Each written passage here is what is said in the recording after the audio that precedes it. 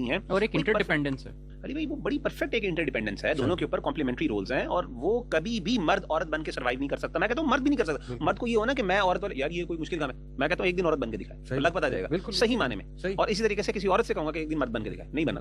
یہ اللہ نے بنایا ہے اور اللہ تعالیٰ کی اس تقسیم ہے, بیوٹیفلی پلیس کیا اللہ سبحانہ تعالیٰ نے. اچھا ایک اور assumption ہے کہ women's problems are solely due to مین.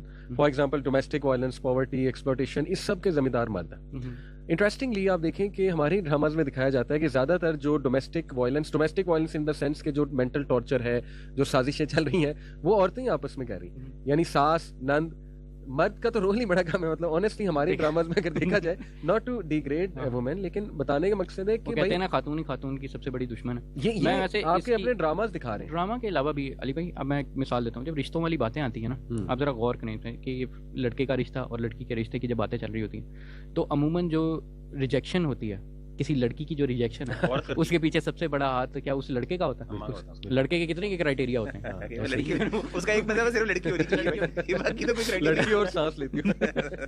لیکن جو آپ دیکھیں کہ اس طرح کے جو نیٹی گریٹی والے جو کرائٹیریاز ہیں نا, وہ کئی دفعہ ان کی طرف سے آتے ہیں. اور میں نے دیکھا مردوں کو پریشر میں کہ وہ دیکھو وہ شادی شدہ وہ تھی, یعنی وہ ڈائیورسی تھی. حالانکہ آپ دیکھو کہ مردوں کو اتنا سم ٹائم ٹینشن نہیں ہوتی کہ اگر وہ ڈائیورسی ہے یا یہ ہے. یہ زیادہ تر ایشو کہاں سے اٹھتا ہے؟ وہ گھر کی لیڈی جو ہے وہ کہتی ہے کہ دیکھو وہ ڈائیورسی ہے. تو میں دیکھیں یہی بات ہے جو انٹرا جینڈر ہارم ہے, ویئر از دیٹ, یعنی کہ جو your own gender is enforcing unrealistic beauty standards upon you. لیکن مرد کا جو آپ کہہ لیں کہ جو ظلم یا جو چیزیں مرد جس طرح آپریٹ کرتا ہے وہ زیادہ تر فزیکل ہیں, فزیکل وائلنس ہے, یہ وہ چیزیں, اور اس میں وہ اس طرح نظر آتا ہے, ٹھیک ہے. لیکن فیمیل کا جو طریقہ واردات ہے نا, وہ سائیکولوجیکل ہے. بالکل. دیکھیں دین اگین حماس کہ جب ہم یہ اس بحث میں جائیں گے نا کہ کون زیادہ ہارم کر رہا ہے, نہیں یہ تو پھر دونوں کے پاس کیپیسٹی ہے ہارم کی, ٹھیک ہے. یس ایگزیکٹلی, دونوں کے پاس ہے, اور there are toxic traits in both genders that. لیکن جب ہم اس بحث میں پڑ جائیں گے مرد زیادہ کر رہے ہیں عورت, تو پھر دیکھیں لڑائی ہونا شروع ہو جائے گی. پھر جیسے میں آپ کو پروو کرنے لگ جاؤں کہ نہیں عورت ہی عورت کی دشمن ہے, فیمیل کہیں گی نہیں مرد زیادہ دشمن ہے. اسی بحث کو تو آپ نے جیسے کہا نا اللہ تعالیٰ نے ختم کر دیا, قرآن نے ختم کر دیا کہ کمپیریزن کی ضرورت ہی نہیں. تو وہ عام طور پر بھائی اس حوالے سے ایک آیت کو ذکر کیا رہا تھا نا, وَلَهُنَّ مِثْلُ الَّذِي عَلَيْهِنَّ بِالْمَعْرُوفِ وَلِلرِّجَالِ عَلَيْهِنَّ دَرَجَةٌ.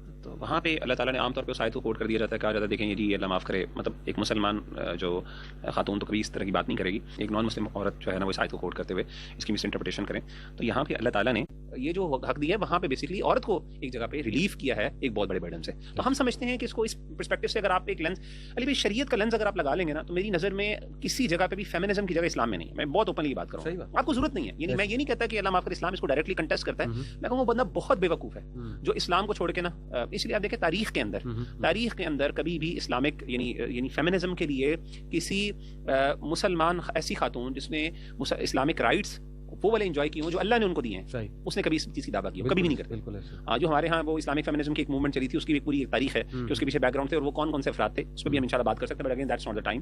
ہم اسلامک فیمنزم کے اوپر پورا ایک الگ سے ٹاپک انشاءاللہ ڈسکشن کریں گے, وہاں پہ ہم کچھ لوگوں کو بتائیں گے کہ ان کے کیا کیا کانٹیکس ہے, کس کانٹیکس میں انہوں نے باتیں کی, وہ مغرب زدہ تھے, کیا انفلوئنسز تھے, ان کے کیا کیا بیک گراؤنڈز اور کانٹیکس تھے. اچھا ایک سائڈ کوسچن, آپ نے کہا کہ اسلامک لینس پہ آ جائیں بس. جی جی, اسلامک لینس کے مطابق اور اسلامک فلسفی کے مطابق مین اور وومن کے رولز کلیئرلی ڈیفائنڈ علی بھائی میں نے اس کی کیا دلیل ہے کہ عورت جو ہے وہ گھر کی کیئر ٹیکر ہے اور وہ گھر میں رہے زیادہ, اور جو ہے نا وہ بچوں کی ٹیک کیئر کرے. علی بھائی بڑی مشہور حدیث ہے, وہ بڑی مشہور حدیث ہے جس میں رسپانسبلٹی کا اللہ نے ذکر کیا, اور وہ جو ہے نا کہ آپ نے فرمایا کہ ہر بندہ تم میں سے جو ہے نا وہ ذمہ دار ہے, ٹھیک ہے نا. اور آپ نے فرمایا کہ مرد جو ہے اپنی فیملی کے اوپر ذمہ دار ہے, عورت اپنے گھر کے اوپر, مرد کے گھر کے اوپر ذمہ دار ہے. اور یعنی تو یہ ساری اللہ تعالیٰ نے وہاں پہ رولز اینڈ رسپانسبلٹیز کا ذکر کر دیا جنرل. اچھا عجیب انٹرسٹنگ بات علی بھائی یہ ہے کہ اللہ نے جہاں پہ بھی رولز اینڈ رسپانسبلٹیز, اور میں چاہتا ہوں کہ اس پہ اگر ہم ڈسکشن کریں, ہمارے پاس ٹائم ہے تو ہم آج بھی ضرور اس میں اپنی انپٹ دیں, کہ اللہ نے یہ بہت بڑا احسان کیا کہ ان رولز اینڈ رسپانسبلٹیز کو اللہ نے جنرل فارم میں رکھا ہے. موٹی بات کی ہے, یعنی مرد کو عورت سے کہا کہ تم نے نا اپنی عزت کی حفاظت کرنی, اپنی آبرو کی حفاظت کرنی اپنے شوہر کے لیے, اور تم نے اپنے شوہر کی بات ماننی, اور مرد کے لیے کہ تم نے اپنی بیوی کے ساتھ نیکی اور احسان کرنا ہے اور اس کے اوپر ظلم اور زیادتی نہیں کرنی. ایک موٹی بات کی ہے, اور تم نے اس کی ذمہ داری اٹھانی ہے, فائنینشیل برڈن. یہ 2-3 چیزیں اللہ نے ذکر کی ہیں. اس کے علاوہ اللہ تعالیٰ نے تفاصیل اور ڈیٹیلز میں نہیں جاتے. ہوتا یہ ہے کہ جب ہمارے ہاں بحث و مباحثہ لڑائی جھگڑے ہوتے ہیں تو وہاں پہ کیا کرتے ہیں, نیٹی-گریٹیز میں جاتے ہیں. اچھا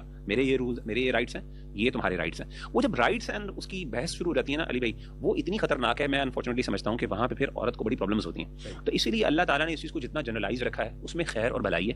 اگر آپ اس کو اسپیسیفسٹیز میں جائیں گے تو وہاں پہ عورت کے لیے پرابلمز ہوں گی. اور ایون ہماری فقہ کے اندر اگر آپ اسٹڈی کریں تو ہمارے پاس ایسی مثالیں ہیں